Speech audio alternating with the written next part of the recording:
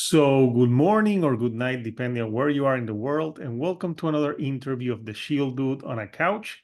I'm your host, Hector, and tonight I'm joined by the lead singer for the band Suldusk. They're a band from Melbourne, Australia, that plays folk music with black metal or blackgaze. And we're here to talk about the second album that was just released a few weeks ago. And I'm joined by their lead singer, Emily. So, Emily, how are you today? I'm very well. Thank you. Thank you for having me. Yes, it's hard to coordinate with the time zones in Australia, but love to talk to Australian bands because there's so many great bands from Australia. So I just discovered your band a few weeks ago. I saw the promo for the album, and I read Black Gaze and Folk. I'm like, yeah, I'm gonna listen to this. But I also did listen to Lunar Falls, your 2019 album. So for people that don't know Suldusk, tell us a little bit about the evolution of the band, because I know that at first it started like it was your project, and now you have like a full band with you. So tell us a little bit about how Suldusk was formed. Sure. It was basically an acoustic um, project of my own, and I just started uploading things on SoundCloud, and I made a lot of good friends in the underground there. A lot of like raw black metal artists who one person projects who uh, just the production was raw, and I just found it very inspiring. Just yeah, a very safe place to upload my own music and then listen to other people just doing their own bedroom music and doing it for no other reason except passion. And then I just started to realize that people liked, I was getting a lot of feedback, and I thought people like gloomy acoustic dark folk music. They seem to like it. I don't know why, but I kept going, and then I went to a producer and worked together to do Lunar Falls, and I had session musicians helping me on that project, like a cellist and a drummer. So it was mainly my songs, and we just recorded them and released them through Northern Silence Productions in Germany. And then we started playing live. I needed live people to perform with, and I was very lucky to get musicians who were floating around Melbourne here, who had been in projects before, but nothing ever really sort of came of their project. So I was very lucky. I was around these high caliber musicians who were interested in working with me, and that's how the band was formed. So it was mainly because of the necessity through live performance. And then we had 2 years of lockdown here in Melbourne with COVID, so we didn't do any live. So I thought, let's write as a group. And there were two other composers that I mainly worked with, and that was Josh Taylor, who's the acoustic nylon classically trained, also does tech death metal. And so he was amazing. He's amazing because I always wanted to work with someone who was better than me with the acoustic playing, more intricate and trained. And he also writes tech death metal in his spare time. So he's that level Yeah. of That's what you do guitarist. when you have spare What's time. that? That's what you do when you have some Yeah. spare time, right? Something Yes, called death that's metal. right. That's right. And the other composer that ended up being the three of us mainly for Suldusk for this album is Shane Mulholland, and he's also from a tech death background, and that level of that caliber of musicianship. And he also has a post rock project, and I wanted someone who understood post rock and wanted to incorporate, synthesize all the different flavors of dark music, really, for me. And I was very lucky. I was very lucky to be able to work with those other two composers, and then have the band so that we can now perform the music that we've written. Yeah, and I like the music because I think years ago I got into Mirkur, who plays like a sort of Yes, black metal, but with her yodeling effects, from her yes. country. Oh, Uh, amazing. yeah, so I was watching the music videos for the new album. Amazing music videos, Crystalline, Anthesis, and Mythical Creatures. All great, and all three songs are very different from each other. The music video for Yeah. Crystalline, where is that beautiful beach that you filmed? Because it's just breathtaking, where you see the beach, the cliffs, and it's just you there. And was that you in the video? No, that's a tattoo artist called Holly who was friends with the videographer. So she was modeling and jumping off the cliffs and doing all of that. Very But yeah, smart. thank you. So you don't get in. Yeah, no, I'm not doing that. Not doing that. But yeah, it was filmed in on the coast here in Melbourne, in Victoria. Australia's got some beautiful beach and rocks, and it's a stunning country. It's very dangerous. Like the beaches here, they're just it's not friendly.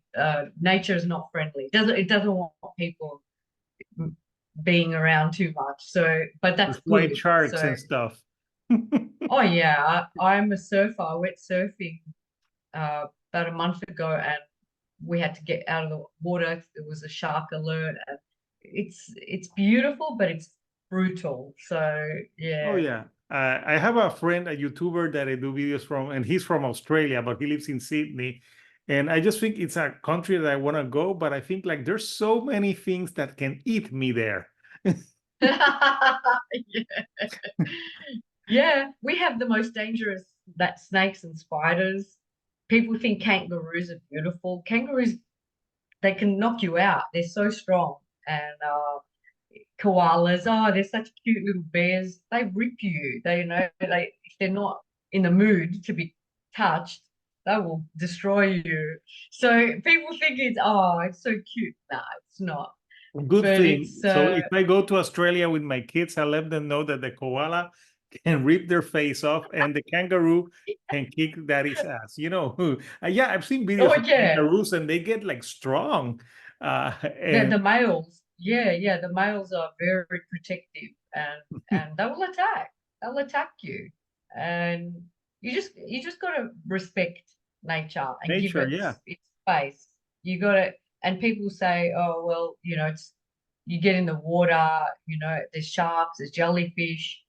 Yeah, but that's nature, and you're in their territory, so that's how way it goes. Yeah, You have to that's be how aware. You have to be aware.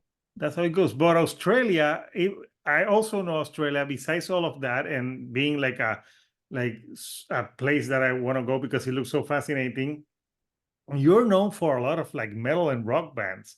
Like there's some amazing like Psychroptic, Neobliviscaris, which I love. And obviously you had AC/DC back in the day, but also in alternative Silverchair. So there's a lot of bands from your country that I've been following. So when I heard, I love talking to Australian bands. I'm actually talking to another band from Australia next week called All This Field. So there's a lot of talent in Australia. So how did you get into that type of like folky black gaze type of music? Well, I think it was when I was uploading things on SoundCloud, I was influenced a lot by the black metal artists because they would always find a way to uh, meld together like really beautiful acoustic, emotional passages, and then just go chaotic and tremolo and blast beats.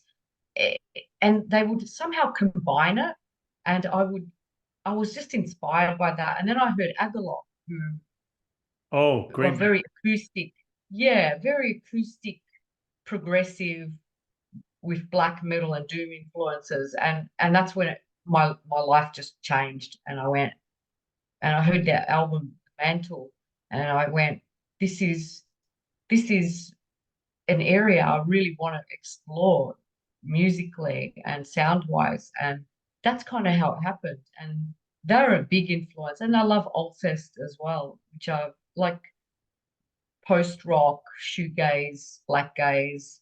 They are the other band, where they do harsh vocals and they have blast beats, but it's done in a melodic and it can be uplifting as well. It's Yeah. not just hatred and misanthropic kind of that's the fundamental black metal sound, but it's grown. And Mirka is a huge inspiration as well, because I was very encouraged because I was already exploring that sound. And then when she came along and I saw what she was doing, it gave me a lot of encouragement, because I thought, Yeah. oh, the people are interested in this sound. They love they respond to a female voice, which is soothing and beautiful, but also can be harsh and scream and expressive in a harsh, brutal way. So it just gave me a lot of hope. When I went to record Lunar Falls, I remember the producer he didn't want me to do any harsh vocals. He was like, that doesn't sound good. He Hmm. wanted me to be pretty, he wanted me to be just that. And I said, it's not just that. It has to have light and dark for Yeah, the me to be true. contrast. It has to have contrast. It has to have contrast. And he was like, oh, but he came from he came from more European doom sound, and the female Mhm. voice is, it's clean. It's always clean, and it's the male that does the harsh. But Mm. for me, it was in me. I had to do it, and that's kind of how it happened naturally. Yeah, and I think like female harsh vocals sound different than male vocals because it's the shrieking. I think Yeah, the shrieking in the voice is a little bit more high pitch in women than in men, so it gets like that eerie feeling to it. And I saw you mentioned Alcest. I have a funny story with Alcest. They played Puerto Rico like a few years ago, and at that time I didn't know who they were, and I didn't go. And they played like in a small club, and I'm like, oh, I regret not going to see them because yeah, they're great. I like that, what you do. I like it because it's like pure black metal when it's always like blast beats and harsh can be too abrasive. But I like that you have, like you said, the light and dark. yeah. The word contrast that you used is perfect, because it lets you breathe a little bit. It lets you breathe and it lets you calm a little bit. But that would be just doing that. It's For me, it's boring. I need to do more. I needed to push and go to the dark side, and not just have the cleans. I had to have the contrast. Yeah, That's so such a great word. yeah, and the some mythical creatures, if I think it's the most, maybe the most accessible song on the record because Yeah. it's it's very acoustic and very pretty. But I was trying to listen to the lyrics because you're talking about there's some mythical creatures in this lake, and are they good mythical creatures or bad? Because I'm like, it kind of sounds like there's a sinister vibe to it. Good word, sinister. Yeah, I think so. I mean, I don't want to too much explain lyrics, Yeah, because so the imagination of the people. everyone puts their own, life into, interpreting something. And that's really what is pleasing for me, when people, can put their own selves in a song. But for me, I would say the mythical creatures are, they're I think it was people like myself and people that have always been on the outside, like just different people that are different. They don't belong to the drone world where, you are born, you are educated, you produce, you consume, and you die. That's the drone life. That The drone life. that's I couldn't do that. I had that's to do Fight Club. something. The Fight Club. That's what Fight Yes, Club says on the movie. exactly. And that for me is there's got to be more. And I think art is for me the difference and the thing that has kept me a little bit on the outside because I try and be normal part of society. I have children as well, so I have to be, you know, normal functioning, but the creative side has always kept me a bit on the outside because I get to observe society from the outside and the way people follow. They follow things. They don't question. And I think mythical creatures for me are the people that have question and have still got curiosity about life, and that makes you a target for um, for being an outsider because yeah, outsiders are um, misunderstood. Yeah, So like the door says, yeah, people are strange. yeah. When you're a stranger, faces Yeah, look ugly when you're alone. Yeah, I love yeah, the doors. yeah. Yeah. And I was watching this. I saw a video clip in YouTube of you in 2019 that you went to an award of some sort in Oh Australia. yeah. The girl who was interviewing you, I think, had no clue. Like No, what type of no. music? She's like, so are you excited?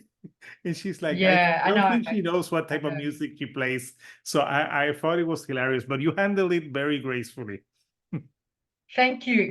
That was an amazing time because the Melbourne Recital Centre where Mm. we were the first heavy band to ever perform at the awards, and they just didn't know, when the scream started, and Of they're like, course. "What the?" But there was people getting up and clapping, and they're not metal fans at all, and we had a really good response, and the place, where we performed is it's a recital center, so it's for the elite classical music. Then you've got people doing metal there. It was a really special moment. It was a beautiful, amazing place to perform because everything's designed to make it acoustically Mm. optimal. So it was a real thing. But yeah, she had no idea. God bless her. She had no idea. I saw the clip. I'm like, she has no idea. So it's funny. It reminded me of when I was watching a clip of a Grammys and so someone's interviewing someone from the band Ghost, and they're like, Mr. Ghost. Talk to me, Mr. Ghost. So it's hilarious. So I want to talk a little bit about like because of your different vocal techniques, like what are like you do you do warm-ups or how do you do to go from the melodic side to the shrieking like at the drop of a hat? Because I find that that has to be very difficult to do. Yeah, it's every day I work hard on it because I have to, even if I get 5 minutes, I'll practice, and in the car I'll practice. I think it it's it's hard to describe. You have to find your own way of doing that. And I've had some instructions from vocal coaches, and I've found my own way to do that. And the the harsh that is on the albums, both albums, is called a fry vocal. And a fry vocal is you Interesting. can't project it too much. It's more it's almost like a whispery scream. If that's I can't describe it any better than that. But it's when I'm performing live, I have to project a lot more. People want to feel, I have to be able to have the lung capacity and to do the right breathing. But you have to learn how to do it so it doesn't ruin your clean sound. And that's where the work is. And you have to experiment and do different things and try different things. But the most important thing, if anyone is wanting to learn, I would say the most important thing is to always do warm up. And it's like you don't want to go and bench press, you know, big weights, without doing a little bit of a warm up. You want to do a warm up because you want to get the tissues in the vocal folds all warmed up and position the breath and the vocals to be a certain way. So you don't want to be just screaming because there's people think, oh, you're just screaming. No, it's people There's have a to really technique. work hard at it. It's a technique, yeah. And if you're going to go on tour, which we hope to do later in the year, you have to be like an athlete. You have to train to look after your voice, warm up, and sometimes cool down, not talk too much. It's good. I mean, I love that. I train as well. I go to the gym and everything, so I have the same mindset with vocals and with my instrument, like practicing, and you have to be like an athlete. And if you're going to go and do tour, you have to be ready to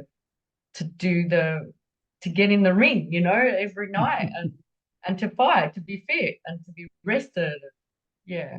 Yeah, that's because it's fascinating, the vocal technique. So I want to show the artwork of the album because I know it's a striking artwork, and like I like how I saw a YouTube comment where you said like good artwork should inspire, like it should like inspire talks. So I'm gonna show the artwork for the album, which is pretty cool artwork. So here we have the artwork for Anthesis, and I was gonna ask you about the title because I was reading different things online, like and one of the meanings of anthesis is like the stages of a flower opening. And I wonder, is that what the album means, the title? Yeah, definitely about growth. Mhm. So my I have a heritage, it's Greek background, so I can speak Greek, and Anthesis is to bloom, to blossom, To blossom, yeah. and yeah, to grow. And I think because it's gone from a one woman project, it's gone to a full band project. Um, it's grown physically, literally. But also, I think just like with the nature, here, which is very brutal, sometimes when we have to evolve, we have to grow, we have to adapt. It involves a lot of grief. It involves a lot of pain and and acceptance, and that's hard to grow, to go to the next level. It means that there's going to be change, and as humans, we don't like change. We don't like it. We like stability, predictability. Our brains uh, want that security, but without having the the push to go to the next level, um, there is no growth. And that's pretty much what anthesis means. And the art itself is by an artist called Daria Endresen and a guy who goes by the name of Niall. And they collaborated together. That was shot in Iceland, where Daria works. And Awesome. I want to go to Iceland. yeah, yeah, it's. I mean, for that sort of landscape, it's just like another planet, really. When you look at it, and I think in some ways that when I saw the art, I it created a mixed emotions in me. I felt a little disturbed by it, but I felt moved by it too because I see her as a figure of um, discomfort. She's not comfortable, and No, I and, think and art. obviously, I guess a lot of people might think because it looks like a crucifixion. Well, I've had a lot of people who are Christians who have said to me, "Oh, no, don't like it. I don't like it," because of that reason. But really, I mean, why is being crucified? What does that actually mean? You know, like what does it mean? Is it salvation? Is it death? Is it resurrection? I mean, if you're looking at the Christian, Definition, yeah. yeah, it's positive and negative. It's mixed. It's not just, but it's confronting. It's confronting, and a lot of people will sort of go, "Oh no, that's what's the word? It's anti-Christian, or it's what's the word that they like to use a lot? Um, I think it's the I one don't that, know. yeah. But Yeah, I, it's offensive or whatever. And I've had a few people on Instagram say to me, "Oh, I couldn't repost it because Instagram were very upset, with it because it had this Christian connotation." And people hear the word black metal or atmospheric black metal, and they immediately think it's um, anti-Jesus, or I mean, that's their yeah, interpretation. It's more complex than that. That's too simple. yeah, but I think this album artwork works because you have like a beautiful place, and it's like the contrast, like what we've been discussing. So yeah, and obviously that's not you on the cover either. No, no, No, that's not me. is that a like a real human, or they did that with Yes, AI? yeah, I had the model contact me the other day. She said, "Oh, you know, I'm glad you enjoyed this piece because it was a lot of work to create." So It looks yeah, painful. Daria uses, It looks painful to look. yes, Yeah, it looks that's commitment to painful. the art, but it makes for great artwork. So also the music video for the lead for the Anthesis track, I thought that was great, and that is you on the video, right? Because I saw the video and I'm like, that's you. Yeah, that's me. Yeah, you were doing like I like it, the hand movements, when you do the the creepy dancing of the dance movements. The video, it's shot like pretty well. All the videos are shot really well, and I like it when you use like the red and you're on a throne. So it's a pretty cool video. Like I'll put links for people who haven't seen the video. So the album, I know it's already out. It's been out like I think a week and a half through Napalm Records. What has been the reception so far for the new record? It's been really good. Just hearing people's feedback, positive mostly, and there's been constructive things too. Just production notes and things about the balance. People seem to want more heavy stuff, less folk. And then I have some people saying, I don't want the heavy stuff. I just want the folk. Can you just do a folk album with acoustic only? And then other people saying, oh, I just want to hear the heavy stuff.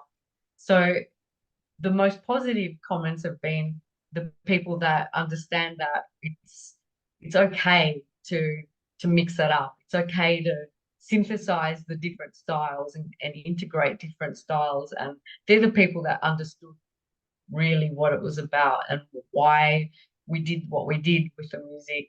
And yeah, overall, really positive and very happy to have worked with Napalm because they've just it's so wonderful to have a label that can um, project manage a release.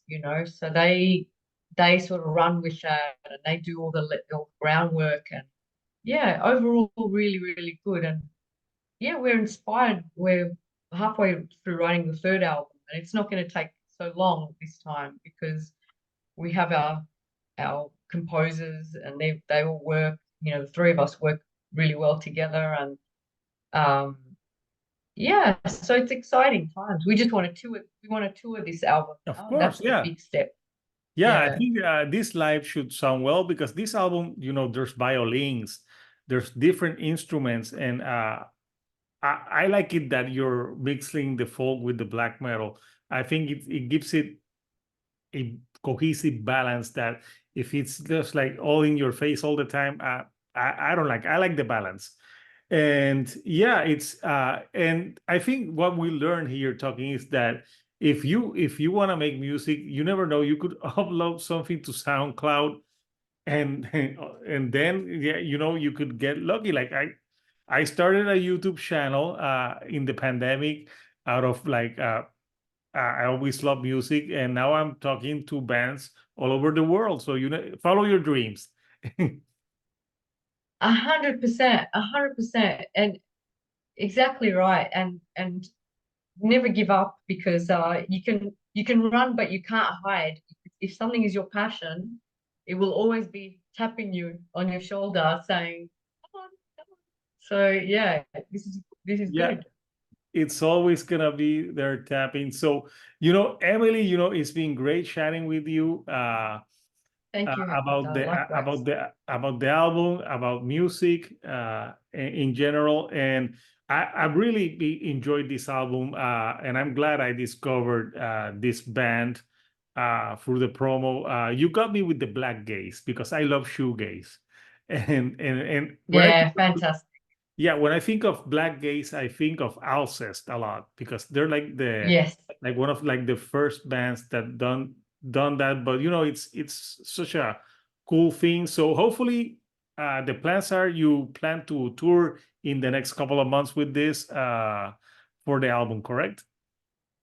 correct. Yeah, that's the plan, and we're talking with European-based bookers at the moment, and trying to organize something for later in the year. Yeah, great. So when you're not doing all this, like right now, like I like to ask musicians, like, what are you currently spinning that is not your own music that inspires you? Oh my God. I Spotify told me that late last year I had 150 genres that I listened to. Like I didn't even know there was 150 genres, but I listen to everything. I listen to jazz. I listen to 60s. I love 60s music and 70s music. I listen to just I don't know. I listen to uh, synthwave even. Like I love Oh, synthwave, and great so I music as listen to. well. I don't know. What's the latest thing? I wouldn't even be able to tell you. Like probably just workout music because I just went to the gym. So It's so yeah, yeah, just metal, just metal. That's my metal playlist usually. So yeah. yeah. You just got from the gym, and I'm going to sleep after this because Sweet dreams. the time zones. But yeah, I would recommend obviously Soul Dust to everyone who's like all the bands that we've enjoyed, and listen to it because uh, I like this type of vocals that when you do the cleans and the harsher so well because I think not a lot of people can do that, and sometimes in metal the word clean singing is like no, and when metal started it was all clean singing. That's exactly right. Look at Black Sabbath. I mean, Yeah. you know, Yeah. yeah. So, Emily, thank you for joining me virtually on the couch all the way from Melbourne here to Puerto Rico. Uh, I hopefully more people will get to listen to Soldos, and I'll put the links or people who want to buy the album from Napalm Records. Thank you so much. Thank you for your time. Thank you for doing what you do for music. Yeah, well, thank you. So, people, Soldos album Anthesis is out now. Go get it. So, until next time, people, this is Hector, the Shield Dude on a couch, and I'll see you all right here on the couch. Thank you and goodbye.